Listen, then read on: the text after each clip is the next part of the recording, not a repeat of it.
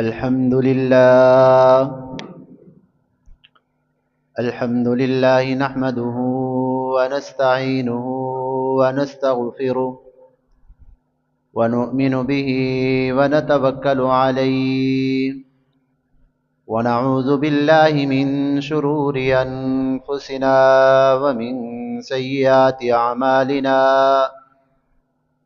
من يهده الله فلا مضل له ومن يضلله فلا هادي له ونشهد أن لا إله إلا الله وحده لا شريك له ونشهد أن سيدنا ونبينا ومرشدنا ومولانا محمدا عبده ورسوله صلى الله تعالى عليه وعلى آله وأصحابه وبارك وسلم تسليما كثيرا وداعيا إلى الله بإذنه وسراجا منيرا أما بعد فقد قال الله تبارك وتعالى في القرآن المجيد والفرقان الحميد أعوذ بالله من الشيطان الرجيم بسم الله الرحمن الرحيم شهر رمضان الذي أنزل فيه القرآن هدى للناس وبينات من الهدى والفرقان فمن شهد منكم الشهر فليصم ومن كان مريضا أو على سفر فعدة من أيام أخر يريد الله بكم اليسر ولا يريد بكم العسر أما بعد فقد قال النبي صلى الله عليه وسلم من صام رمضان إيمانا واحتسابا غفر له ما تقدم من ذنبه أو كما قال النبي صلى الله عليه وسلم وقال النبي صلى الله عليه وسلم من قام رمضان إيمانا واحتسابا غفر له ما تقدم من ذنبه أو كما قال النبي صلى الله عليه وسلم وقال النبي صلى الله عليه وسلم يا أيها الناس قد أظلكم شهر عظيم شهر مبارك هو شهر أوله رحمة وأوسطه مغفرة وآخره عتق من النار أو كما قال النبي صلى الله عليه وسلم صدق الله وصدق رسوله النبي الكريم ونحن على ذلك لمن الشاهدين والشاكرين سبحان الله الحمد لله رب العالمین۔ سب حضرات ایک مرتبہ درود شریف پڑھ لیں۔ اللہم صلی علی محمد وعلی آل محمد كما صليت على إبراهيم وعلى آل إبراهيم إنك حميد مجيد اللهم بارك على محمد وعلى آل محمد كما باركت على إبراهيم وعلى آل إبراهيم إنك حميد مجيد اللهم صل على سيدنا ومولانا محمد وعلى آل سيدنا ومولانا محمد كلما ذكره الذاكرون وكلما غفل عن ذكره الغافلون اللهم صل على محمد كما يليق بشانه۔ عزیزان محترم، اللہ رب العزت کا بے حد کرم اور احسان ہوا۔ اللہ تعالیٰ نے زندگی میں ایک مرتبہ پھر ہمیں رمضان المبارک کا بابرکت مہینہ عطا فرمایا ہے۔ اللہ تعالیٰ سے دعا ہے کہ اللہ تعالیٰ یہ پورا رمضان ہمیں نصیب فرمائے، اس کی برکتوں سے اللہ تعالیٰ ہمیں مالا مال فرمائے، اس کی رحمتوں سے اللہ تعالیٰ ہمیں اپنے دامن بھرنے کی توفیق نصیب فرمائے۔ اللہ تعالیٰ اس مہینے کو ہمارے لیے نجات کا، مغفرت کا اور بخشش کا اللہ تعالی ہمارے لیے سبب بنائے۔ امام الانبیاء صلی اللہ علیہ وسلم اس مہینے کا انتظار 2 مہینے پہلے سے شروع فرما دیتے تھے۔ ایسا بابرکت مہینہ ہے، رجب المرجب کا چاند نظر آتا تو اس وقت سے دعائیں مانگنا شروع کر دیتے کہ اے اللہ رجب کا چاند ہمیں نظر آ گیا ہے، شعبان 1 مہینہ رہتا ہے باقی رمضان میں، اے اللہ مہربانی فرما اس سال کا رمضان ہمیں عطا فرما۔ آپ صلی اللہ علیہ وسلم دعائیں مانگنا شروع کر دیتے تھے 2 مہینے پہلے۔ اتنا بابرکت اور عظیم یہ مہینہ اللہ نے ہمیں آپ صلی اللہ علیہ وسلم کی برکت سے ہمیں یہ اللہ نے عطا فرمایا ہے۔ بڑا عظیم مہینہ ہے۔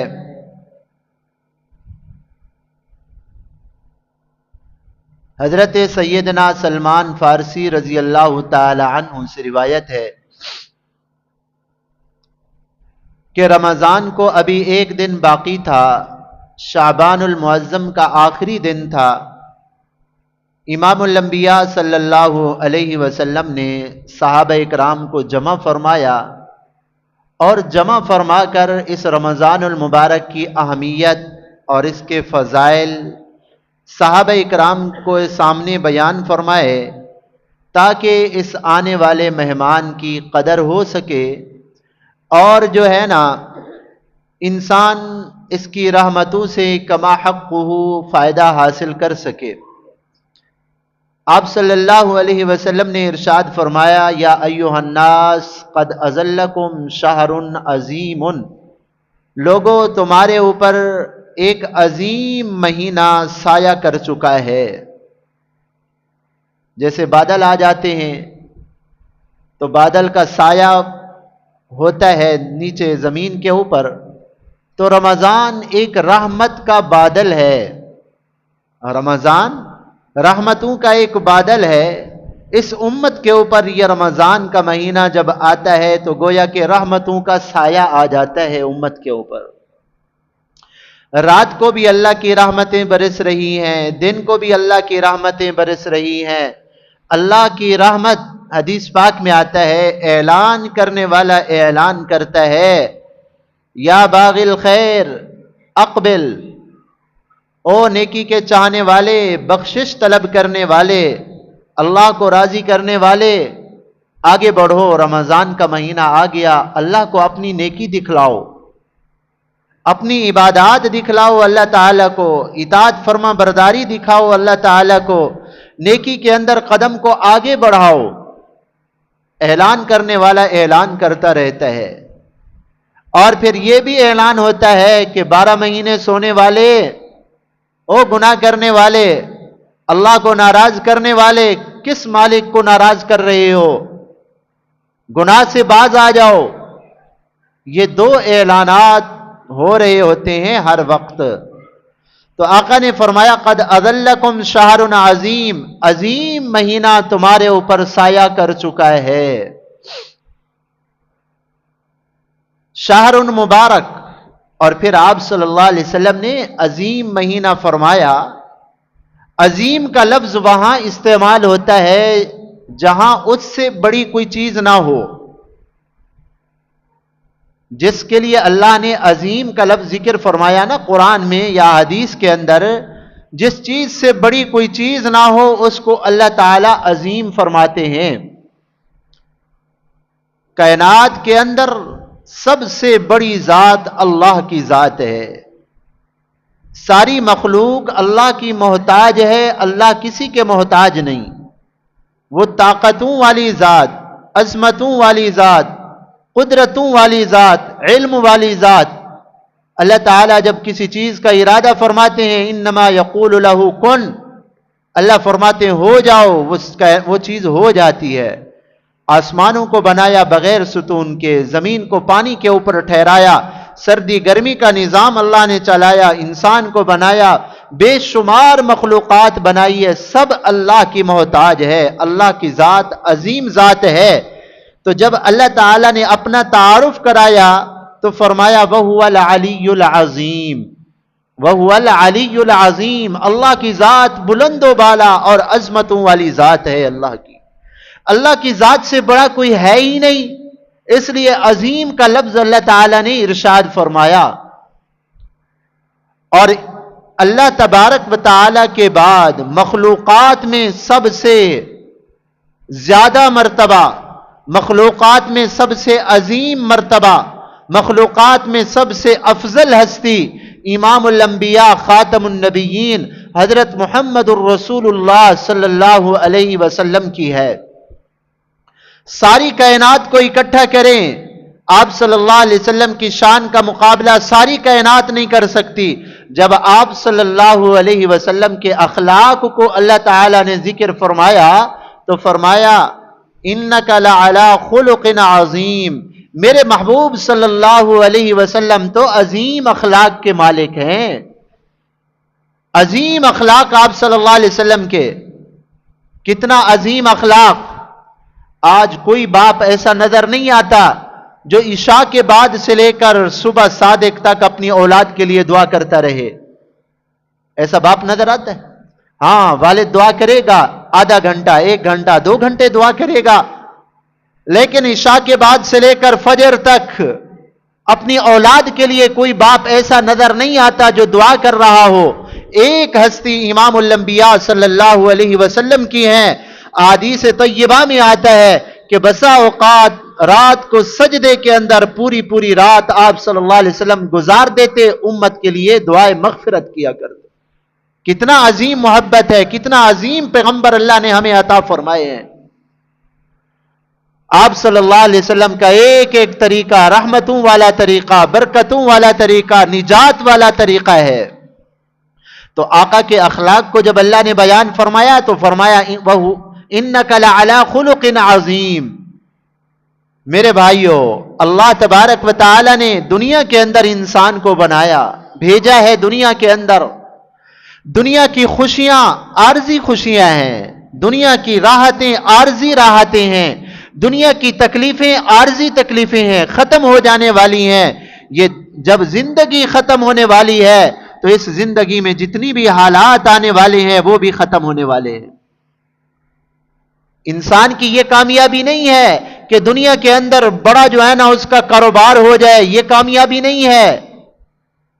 بڑی گاڑی مل جائے، بڑا بنگلہ مل جائے انسان کو، اور کوئی عہدہ مل جائے، وزیر اعظم، صدر، اور کوئی جو ہے نا چھوٹا موٹا عہدہ مل جائے، انسان کامیاب ہو جائے، یہ دھوکہ ہے، دھوکہ، بہت بڑا دھوکہ ہے۔ اس عارضی چیز کو ہم نے جو ہے نا دائمی سمجھ لیا ہے۔ اصل کامیابی یہ ہے فَمَنْ زُحْزِحَ عَنِ النَّارِ وَأُدْخِلَ الْجَنَّةَ فَقَدْ فَازَ، جو جہنم سے بری کر دیا گیا، جنت کے اندر داخل کر دیا گیا، یہ ہے کامیابی۔ اگر دنیا میں عزتیں مل گئیں، دنیا میں اقتدار مل گیا، دنیا میں پیسہ مل گیا، لیکن قبر کے اندر جوتے لگے، آخرت کے اندر گردن سے پکڑ کر جو ہے نا جہنم کے اندر ڈال دیا گیا، تو دنیا کی اس عزت کو، دنیا کی اس دولت کو کیا کرے گا انسان؟ اصل کامیابی وَمَن يُطِعِ اللَّهَ وَرَسُولَهُ فَقَدْ فَازَ فَوْزًا عَظِيمًا، جو اللہ تعالی اور امام الانبیاء صلی اللہ علیہ وسلم کی اتباع کرے گا، اطاعت کرے گا، اللہ تعالیٰ فرماتے ہیں فَقَدْ فَازَ فَوْزًا عَظِيمًا، یہ ہے عظیم کامیابی جس کے بعد ناکامی کا تصور نہیں ہے۔ آج ہمیں دھوکہ لگا ہے، دنیا کے پیسے کو، دنیا کے اقتدار کو، دنیا کی عزتوں کو، دنیا کی فانی راحتوں کو ہم نے جو ہے نا اپنی زندگی کا مقصد سمجھ لیا ہے، اور اس کے پیچھے پھر اپنے اللہ کو ناراض کر دیتے ہیں۔ فانی دنیا کی لذتوں کو حاصل کرنے کے لیے اللہ کو ناراض کر دیتے ہیں، یہ دھوکہ ہے۔ تو جب اللہ نے کامیابی کا ذکر فرمایا تو جنت میں جانا یہ سب سے بڑی کامیابی ہے، اللہ تعالیٰ کا راضی ہو جانا یہ انسان کے لیے کامیابی ہے۔ اور جتنی بھی گناہ ہیں سب گناہوں میں بڑا گناہ شرک کا گناہ ہے۔ اگر کوئی شرک کرتے ہوئے مر گیا تو اس کی توبہ قبول نہیں ہوگی۔ ان الشرک لظلم عظیم، اللہ تعالیٰ نے فرمایا شرک عظیم ظلم ہے، عظیم، اس سے بڑا گناہ کوئی نہیں۔ میری بات کو سمجھیں آپ.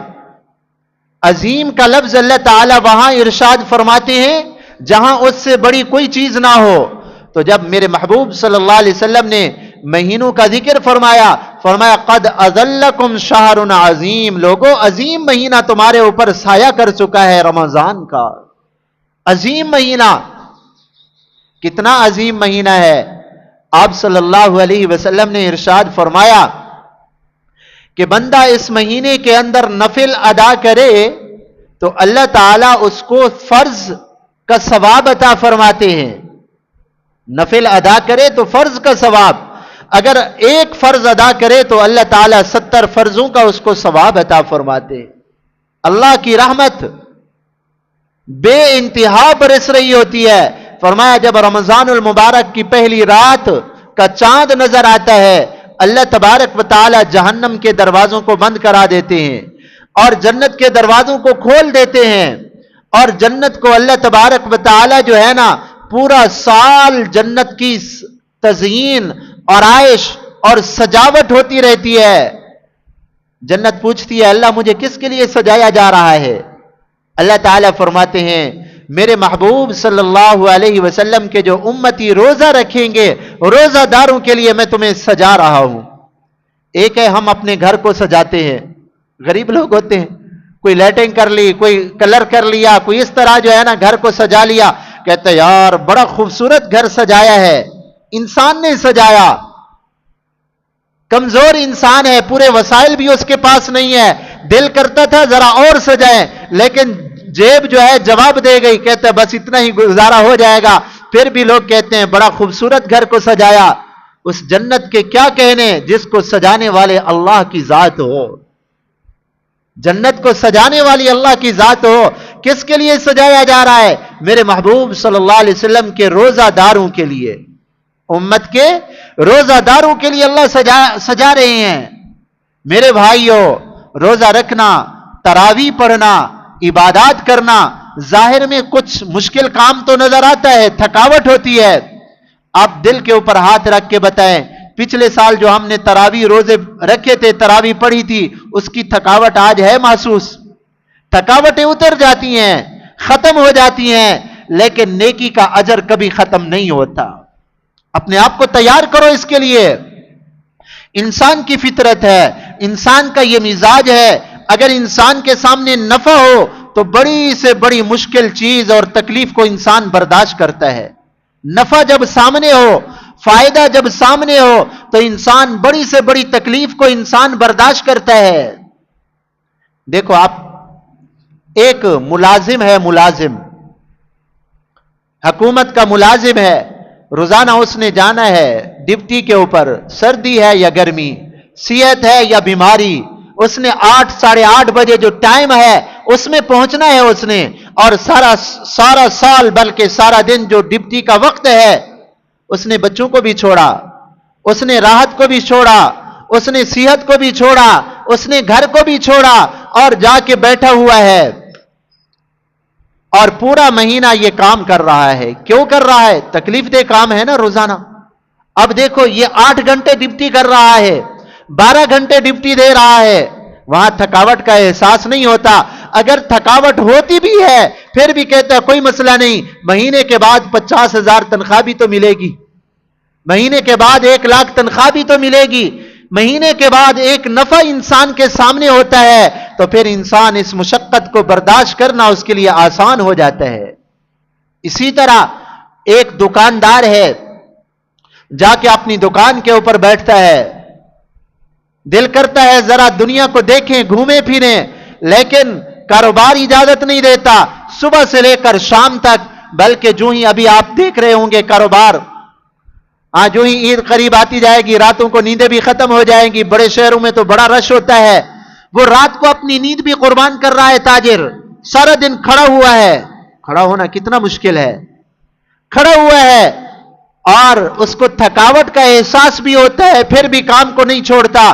کیوں؟ اس کے سامنے ہے کہ اس تھکاوٹ کے پیچھے مجھے بہت بڑا نفع ملنے والا ہے، تو اس تھکاوٹ کو برداشت کرنا اس کے لیے آسان ہو جاتا ہے، مشکل نہیں ہوتا.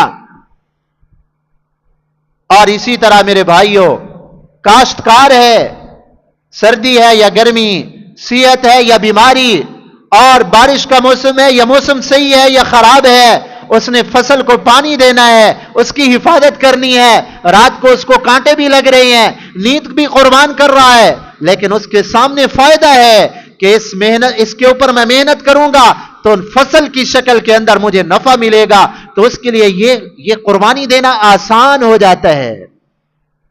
اسی طرح ہم دین کے معاملے میں بھی اس فائدے کو نظر رکھتے، تو روزہ رکھنا کوئی مشکل نہیں، تراویح پڑھنا کوئی مشکل نہیں، تراویح کے ایک سجدے کے اوپر 1500 نیکیاں اللہ عطا فرماتے ہیں۔ صرف کس کا ثواب ہے؟ یہ سجدے کا۔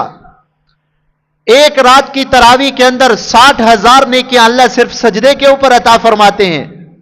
آج اگر اعلان ہو جائے کہ بھائی جو مسجد میں تراویح پڑھنے کے لیے آئے گا تو مسجد کی انتظامیہ ہر آدمی کو 60,000 دے گی، اگر یہ اعلان ہو جائے کہ جو بھی مسجد میں تراویح پڑھنے آئے گا ہر تراویح پڑھنے والے کو مسجد کی انتظامیہ 60,000 دے گی، آپ دل کے اوپر ہاتھ رکھ کے بتائیں مسجد میں پاؤں رکھنے کی جگہ ہوگی؟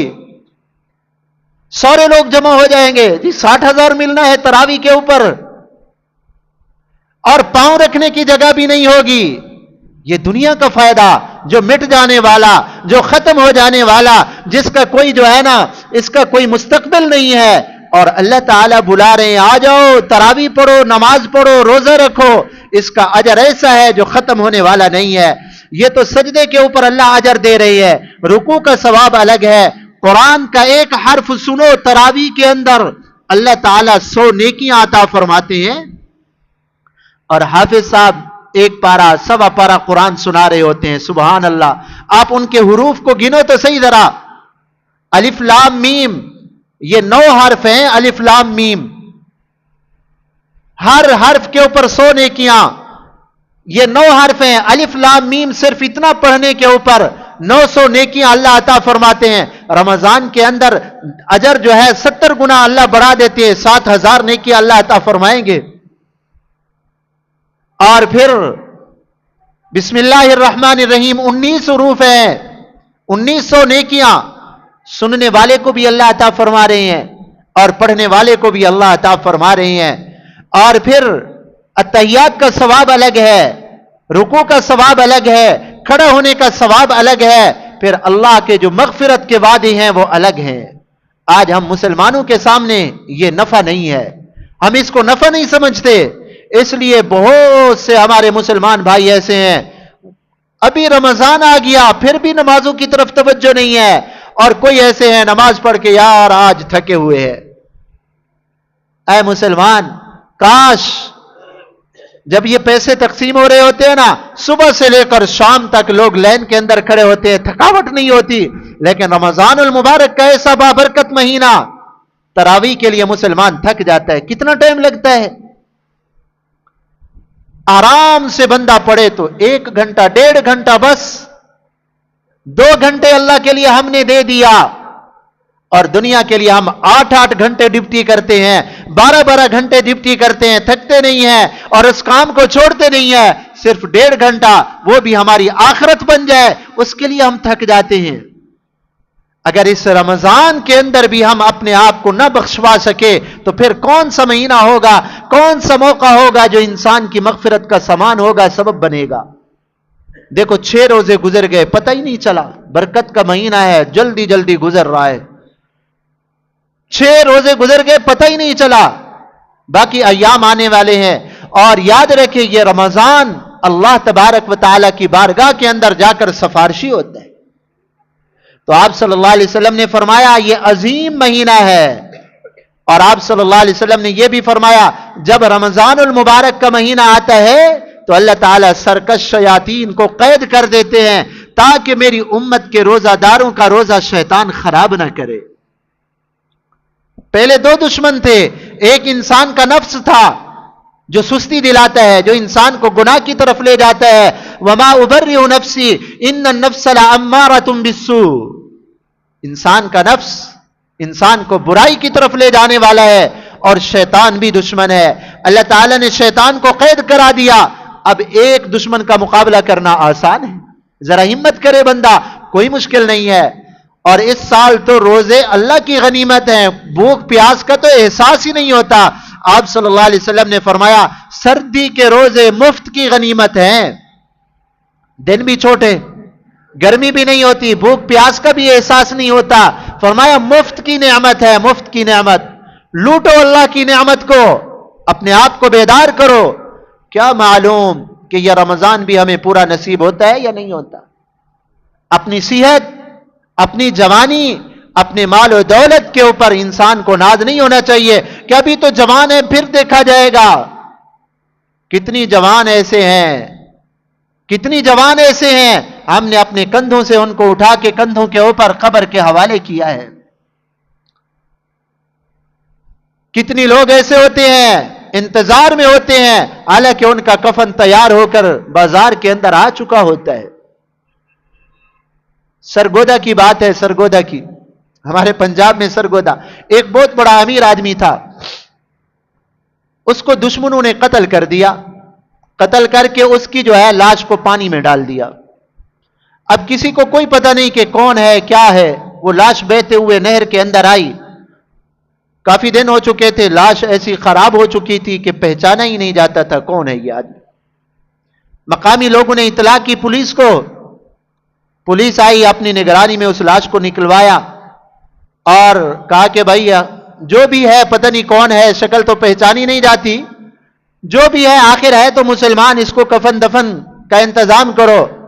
تو مسجد کا جو امام صاحب تھا اس نے کہا جی کفن کی تو میں اس کی جو ہے نا غسل کی تو میں نگرانی کر سکتا ہوں, لیکن ہم خود غریب آدمی ہیں, کفن کے پیسے ہمارے پاس بھی نہیں ہے. تو بستی والوں نے کہا چلو ایسا کرو, چندہ کر لیتے ہیں. آدھا گھنٹہ تک سپیکر کے اندر اعلان ہوتا رہا کہ لاوارث لاش ہے, اس کے کفن کے پیسے نہیں ہیں, چندہ دو تو اس کے کفن کو ہم جو ہے نا خریدیں اور اس کو دفن کریں. تو لوگوں نے 5-10 جتنا ہو سکا پیسے دیے, کفن خریدا گیا, کفن دے کے اس کو جو ہے نا جنازہ پڑھ کے جو ہے نا اس کو دفنا دیا گیا. 2 مہینے کے بعد اس کے بیٹوں کو پتہ چلا, اوہو ہمارا باپ تھا وہ تو. 4 اس کے بیٹے تھے اور 50 ایکڑ سے زیادہ اس کے باغات تھے, کروڑوں روپیہ اس کی, لاکھوں کروڑوں روپیہ آمدن تھی, اور اس وقت 10 کروڑ بینک کے اندر اس کا پڑا ہوا تھا. 10 کروڑ بینک کے اندر پڑا ہوا ہے. 4 جوان بیٹے ہیں, کروڑوں روپے کی آمدن ہے, لیکن کفن چندے کا اس کو نصیب ہوا ہے. کبھی اس نے سوچا تھا کہ مجھے کفن ایسا ملے گا؟ کبھی سوچا تھا؟ آج ہم بھی غفلت کے اندر پڑے ہوئے ہیں, دیکھا جائے گا, موت آئے گی. میرے بھائی پہلے سے موت کی تیاری کرو, اپنی جان کو, اپنے مال کو اللہ کی اطاعت فرما برداری کے اندر لگاؤ. اور جب یہ وقت ہاتھ سے چلا جائے گا, یا ویلتا لیتنی لم اتخذ فلانا خلیلا, یا لیتنی, قرآن مجید میں اللہ تعالیٰ فرماتے ہیں پھر بندہ حسرت افسوس کرتا ہے, یا لیتنی قدمت لحیاتی, کاش میں نیک اعمال کر کے آتا. اللہ نے موقع دیا, اگر ابھی تک سستی ہو گئی ہے توبہ استغفار کرو. روزے کھا رہے ہیں تو خیال کرو, روزے فرض ہے, فرض کھلم کھلا جو روزے کھاتے ہیں نا, روزہ نہیں رکھتے سب کے سامنے کھاتے ہیں. علماء نے لکھا ہے کہ خطرہ ہے کہ کہیں کافر ہو کر نہ مرے, خطرہ ہے کہ کہیں کافر ہو کر نہ مرے. کھلم کھلا روزے کی خلاف ورزی کرنا یہ اللہ کی غیرت کو جو ہے نا دعوت دینے والی بات ہے, اللہ کے عذاب کو دعوت دینے والی بات ہے. آپ صلی اللہ علیہ وسلم نے فرمایا کل امتی معافن الا المجاہرین, جو کھلم کھلا گناہ کرنے والے ہیں اللہ سب کو معاف کر دیں گے, لیکن کھلم کھلا جو نافرمانی کرنے والے ہیں اللہ ان کو معاف نہیں کریں گے. ایک ہے گناہ کرتا ہے چھپ کے, اس کے دل میں اللہ کا ڈر خوف ہے. ایک یہ کھلے بندو کہ کیا ہوتا ہے, کچھ بھی نہیں ہوتا. اس نے اللہ تبارک و تعالیٰ کے عذاب کو للکارا ہے. یاد رکھو پھر اللہ تبارک و تعالیٰ بڑی سخت سزا دینے والے ہیں. اگر ابھی تک تراویح کے اندر غلطی ہو گئی ہے, کوتاہی ہو گئی ہے, ہمت کو تازہ کرو, آخرت کا فائدہ رکھو. کیا معلوم کہ آئندہ ہمیں نصیب بھی ہوتا ہے یا نہیں ہوتا. اور روزوں کی حفاظت کرو، قرآن سے تعلق قائم کرو، قرآن کو سمجھو، قرآن کو پڑھو۔ سارا سال اگر دور ہوتی ہے تو اس رمضان کے اندر اپنا وقت نکالو، یہ نیکیاں کمانے کا سیزن ہے، یہ غمخواری کا مہینہ ہے، لوگوں کے ساتھ ہمدردی کرو۔ آپ صلی اللہ علیہ وسلم نے فرمایا یہ مہینہ وہ ہے غریبوں کے ساتھ ہمدردی اور غمخواری کا مہینہ ہے۔ فرمایا جس نے روزہ دار کا روزہ افطار کرایا، ایک تو یہ ہے اس کے پچھلے گناہ اللہ معاف کر دیتے ہیں، اور دوسرا یہ ہے جنت میں اللہ اس کا محل تیار فرماتے ہیں، اور تیسرا یہ ہے کہ جتنا روزے دار کو ثواب ملا تھا اتنا روزہ افطار کرانے والے کو بھی ثواب ملے گا، اور روزہ دار کے روزے کے اندر ثواب کے اندر بھی کمی نہیں آئے گی۔ کتنی فضائل ہے؟ 3۔ جس نے روزہ دار کا افطار کرایا پچھلے گناہ معاف، جنت کے اندر محل، اور تیسرا یہ جتنا روزہ دار نے کو نیکیاں ملی ہیں اتنا اللہ تعالیٰ روزہ دار کا روزہ افطار کرانے والے کو ثواب دیں گے۔ صحابہ نے عرض کیا یا رسول اللہ قربان جائیے صحابہ اکرام کے اوپر، ہمارے لیے مسائل آسان کر گئے۔ عرض کیا یا رسول اللہ صلی اللہ علیہ وسلم ہمارے پاس تو اتنا ہے نہیں کہ روزہ دار کا ہم روزہ افطار کرائیں۔ انہوں نے سمجھا شاید روزہ دار کو پیٹ بھر کے کھلا دو پھر ثواب ملے گا۔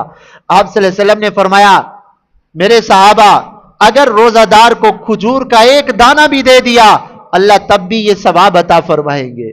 اگر کھجور بھی نہیں ہے، پانی کا ایک گھونٹ دے دیا یا لسی کا ایک گھونٹ دے دیا اللہ تعالیٰ اس کے اوپر بھی یہ اجر عطا فرمائیں گے۔ اللہ کی ذات کتنا وسیع ذات ہے، اللہ کی رحمتیں کتنا وسیع رحمتیں ہیں۔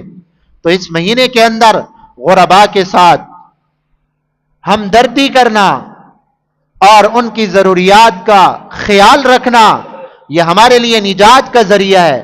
اور یہ مہینہ زکوٰۃ کا بھی مہینہ ہے۔ ہمارے مسلمان بھائی، اکثر مسلمان بھائی اس مہینے کے اندر زکوٰۃ نکالتے ہیں۔ جس آدمی کے پاس 52.5 تولہ چاندی کے برابر یا اس کی قیمت کا کوئی مال ہے تجارت کا، یا عورت کے پاس اتنا سونا ہے یا کچھ سونا ہے کچھ چاندی ہے اور اس کی قیمت 52.5 تولہ چاندی کو پہنچ جاتی ہے، آج کل کے حساب سے تقریباً 2.25 لاکھ، آج کل کے حساب سے نصاب ہے تقریباً 2.25 لاکھ۔ اگر کسی کے پاس اتنا مالیت ہے، سامان تجارت ہے، تو شریعت کی نظر کے اندر یہ آدمی مالدار ہے، اس کے اوپر زکوٰۃ فرض ہے، اس کے اوپر زکوٰۃ فرض ہے۔ اور زکوٰۃ ادا کرنا، زکوٰۃ ادا کرنے سے انسان کا مال پاک ہو جاتا ہے۔ اللہ تبارک، زکوٰۃ کا معنی ہوتا ہے پاک، اور زکوٰۃ کا دوسرا معنی ہے بڑھنا۔ تو زکوٰۃ ادا کرنے سے انسان کا مال پاک بھی ہوتا ہے اور انسان کا مال بڑھتا بھی ہے۔ قرآن کریم کے اندر اللہ تعالیٰ نے فرمایا جو اللہ کے راستے میں خرچ کرتا ہے نا، اگر 1 روپیہ خرچ کرتا ہے تو اللہ تعالیٰ 700 کا ثواب عطا فرماتے ہیں۔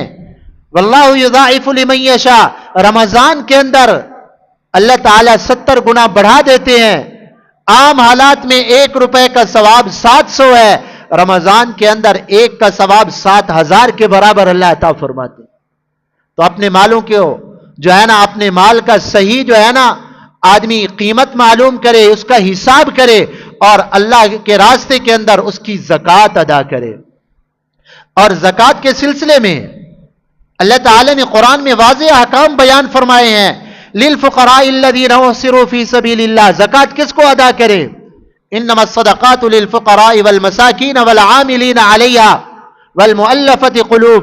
اللہ تعالیٰ نے بہت سے مصارف ذکر کیے ہیں، فقراء ہیں، مساکین ہیں، دین کا کام کرنے والے ہیں، یتیم ہیں، مساکین ہیں، بہت سے مصارف اللہ نے ذکر کیے، لیکن زیادہ ثواب للفقراء الذین احصروا فی سبیل اللہ، جو اللہ کے دین کا کام کرنے والے ہیں، جو اللہ کے دین کا کام کرنے والے ہیں، اللہ تعالیٰ نے فرمایا ان کا حق زیادہ ہے کہ ان کے اوپر خرچ کیا جائے۔ عام طور پہ اللہ تعالیٰ نے فرمایا یحسبهم الجاہل اغنیاء من التعفف، جو ان کے حالات سے واقف نہیں ہوتا وہ ان کی سفید پوشی کو دیکھ کر کہتے ہیں یہ تو ماشاءاللہ بڑے مالدار ہیں، لیکن وہ ضرورت مند ہوتے ہیں، لوگوں کے سامنے ہاتھ پھیلا کر نہیں مانگتے، اپنی عزت و آبرو کو بچائے ہوئے ہوتے ہیں، اللہ تعالیٰ نے فرمایا ان کا حق زیادہ ہے۔ تو آج کل کے دور کے اندر دین کا کام جو کرنے والے ہیں، آپ کے ائمہ کرام، مساجد کے ائمہ، ان کی تنخواہیں کتنا ہوتی ہے؟ 10,000، 15,000، 20,000، بڑا بڑا تیر مارا تو اتنا ہی ہوتی ہے۔ اور ایسے ائمہ کرام بھی میری نظروں کے اندر ہیں، ساری زندگی اپنی اللہ کے دین کے کام میں لگا دیتے ہیں، لیکن آخر وقت تک ان کا جنازہ بھی کرائے کے مکان سے اٹھتا ہے۔ تو ان لوگوں کا زیادہ حق ہوتا ہے، اور خصوصاً یہ بات ذہن میں رکھیں، بہت سارے ہمارے بھائی بیٹھے ہیں کہ آپ کے علاقے کے جو علماء ہیں ان کا حق زیادہ بنتا ہے، وہ دین کا کام آپ کی آنکھوں کے سامنے کر رہے ہوتے ہیں، علاقے کے علماء کا حق زیادہ بنتا ہے آپ ان کے ساتھ تعاون کریں۔ تو ائمہ کرام ہیں اور قراء حضرات ہیں جو دین پڑھانے والے ہیں، دیکھو یہ مساجد کی رونقیں، رمضان آ گیا، ہر مسجد کے اندر امام تراویح پڑھا رہا ہے، کیسے مسجد کے اندر رونقیں ہیں، جمعہ پڑھا رہے ہیں، کیسے مسجد کی رونقیں بحال ہیں، یہ ان علماء کرام کی وجہ سے ہوتی ہیں، ان علماء کرام کی وجہ سے یہ مساجد کی رونقیں، یہ مدارس کی رونقیں، یہ ان علماء کرام کی وجہ سے ہوتی ہیں۔ تو علاقے کے علماء کا زیادہ حق ہوتا ہے۔ عام طور پہ ہمارے مسلمان بھائی ایسے کرتے ہیں، جو باہر سے آتے ہیں ان کے ساتھ تو تعاون ہو جاتا ہے، اور جو علاقے کے علماء ہوتے ہیں ان کے ساتھ اتنا تعاون نہیں ہوتا، یہ ان کی حق تلفی بھی ہے اور ان کے ساتھ نا انصافی بھی ہے۔ تو ایک تو یہ کہ اپنی زکوٰۃ کا پورا حساب کرے، اور پورا حساب کر کے جو ہے نا اللہ کے دین کا جو کام کرنے والے ہیں، مساجد میں زکوٰۃ نہیں لگتی، یہ یاد رکھیں۔ مدرسے کے اندر زکوٰۃ لگ سکتی ہے، مدرسے کے اندر بھی زکوٰۃ لگ سکتی ہے، لیکن مسجد کی تعمیر، مساجد میں زکوٰۃ نہیں لگتی۔ آپ سارا سال مساجد مدارس کی خدمت کرتے رہتے ہیں، رمضان المبارک کا بابرکت مہینہ ہے، یہ جو زندہ علماء کرام ہیں ان کی خدمت زیادہ حق بنتا ہے۔ تو بہرحال رمضان کے بڑے فضائل ہیں، اللہ تعالی ہمیں بھی اس کی برکات نصیب فرمائے، اس کی رحمتوں سے اپنا دامن بھرنے کی اللہ ہمیں توفیق نصیب فرمائے۔ اور جو ساتھی جن کی نمازیں قضا ہو چکی ہیں، اس رمضان کے اندر طبیعت ویسے نیکی کی طرف مائل ہوتی ہے، تو اپنی قضا نمازوں کا حساب کر کے نفل کی بجائے آپ قضا نمازیں ادا کرتے رہیں، کیونکہ قضا نمازوں کے بارے میں کل قیامت کے بارے میں سوال ہوگا۔ نفل اپنی خوشی ہے، اور قضا اللہ کی طرف سے انسان کے اوپر فرض ہے۔ قضا نمازیں بھی ادا کریں، تسبیحات بھی کریں۔ آپ صلی اللہ علیہ وسلم نے فرمایا اس مہینے میں 4 کام زیادہ کیا کرو۔ پہلا کام تو یہ ہے کلمہ طیبہ زیادہ پڑھا کرو۔ حدیث پاک میں آتا ہے جو ایک مرتبہ کلمہ طیبہ پڑھتا ہے نا، لا الہ الا اللہ محمد الرسول اللہ، 1,24,000 اللہ اس کو نیکیاں عطا فرماتے ہیں۔ کنز العمال کی یہ حدیث ہے، ایک مرتبہ کلمہ پڑھنے کے اوپر 1,24,000 اللہ نیکیاں عطا فرماتے ہیں۔ آقا نے فرمایا کلمہ زیادہ پڑھا کرو۔ اور دوسرا، رمضان کے اندر استغفار زیادہ کیا کرو۔ استغفار، استغفر اللہ تعالی ربی من کل ذنب واتوب الیہ، یا چھوٹا سا استغفار، استغفر اللہ استغفر اللہ۔ اور فرمایا تیسرا کام، جنت کا سوال اللہ سے زیادہ کیا کرو، اللہ ہمیں جنت عطا فرما۔ اور فرمایا چوتھا کام، جہنم سے پناہ مانگا کرو۔ جب بھی بندہ اللہ تعالیٰ سے جنت مانگتا ہے تو جنت بھی اللہ تعالیٰ سے سوال کرتی ہے کہ اللہ یہ مجھے طلب کر رہا ہے، مجھے اس کا نصیب بنا دے۔ اور جہنم سے جب پناہ مانگتا ہے تو جہنم بھی دعا کرتی ہے اللہ مجھ سے اس کو پناہ عطا فرما دے۔ اور ایک کام، درود شریف کی کثرت کرے۔ یہ ساری برکات آپ صلی اللہ علیہ وسلم کے واسطے سے ہمیں عطا ہوئی ہے، تو آقا کا حق ہے ہمارے اوپر کہ ہم درود شریف آپ صلی اللہ علیہ وسلم کے اوپر پڑھیں۔ تو اس رمضان المبارک کے اندر درود شریف کی بھی کثرت کریں۔ اللہ تعالی ہمیں توفیق عطا فرمائے۔ وما علینا الا البلاغ، سنت پڑھ